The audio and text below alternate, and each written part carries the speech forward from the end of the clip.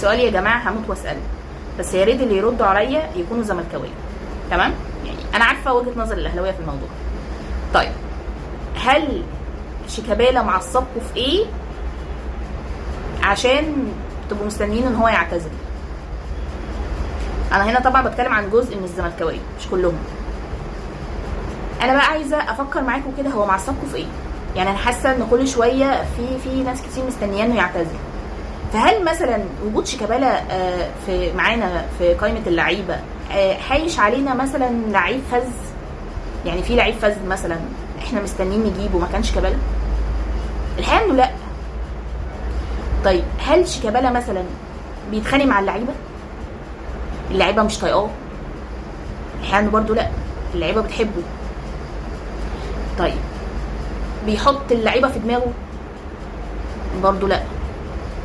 اي لعيب صغير بيطلع او بيجي الفريق بيحاول ان هو يخليه يندمج بسرعه مع الفريق. طيب هل مثلا شيكابالا ما يستحقش مننا ان احنا نسيبه في الفريق لو هو عايز؟ خصوصا ان هو احنا ما عندناش مشكله اصلا. يعني مثلا مش ان احنا عندنا فلوس كتير فهنجيب لعيبه كتير فهو حاجز مكان. لا، الحقيقه انه شيكابالا شال الزمالك كتير في وقت ما كانش فيه لعيبه اصلا في نادي الزمالك، اكنه حرفيا كان هو اللي بيلعب لوحده في الملعب. فممكن افهم فين المشكله بجد والله. فين المشكله؟ شيكابالا مش بس رمز من رموز الزمالك،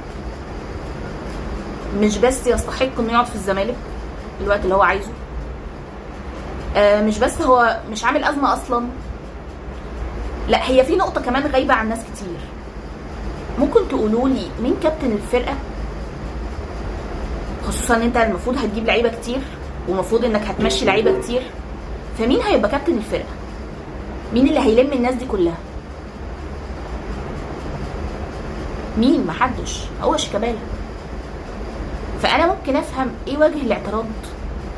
شيكابالا في اسوأ الظروف الفنيه بتاعته لما بينزل لمسته بتفرق،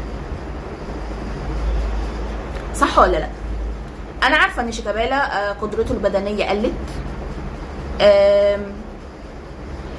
بيغيب كتير في الاصابه، تمام، بس فين المشكله؟ يعني هو اصلا مش حاجز مكان لعيب.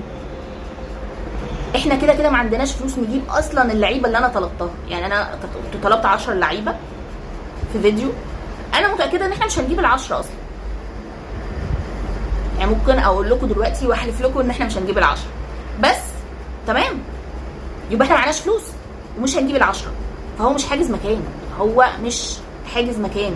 فانا مش فاهمه انتوا معصبكم في ايه يا جماعه؟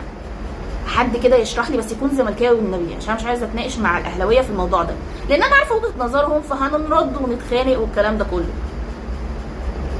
فيا ريت الزملكاويه يردوا عليا ويكون رد مقنع ونتناقش مع بعض.